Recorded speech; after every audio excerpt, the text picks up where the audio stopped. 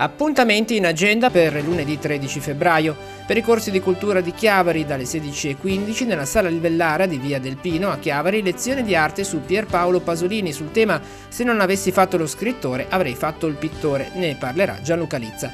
Fantasticamente, letture da ridere è il tema del pomeriggio di letture proposte per più piccini e le loro famiglie dalla Biblioteca del Mare di Riva Trigoso, dalle 17 nella sala bambini. Alle 17:30 nella sede della comunità ebraica a Genova in via Bertora sarà presentato il libro L'Ebreo inventato a cura di Saul Menanghi e Raffaella Di Castro. La stagione invernale dello Scali a Mare Pieve Ligure Arte Festival prosegue al Teatro Massone di Pieve Alta con lo spettacolo Ghiaccio, la leggendaria spedizione di Shackleton al Polo Sud, di e con Massimiliano Cividati, accompagnato da Gennaro Scarpato alle percussioni e Andrea Zani al pianoforte. Si inizia alle 21.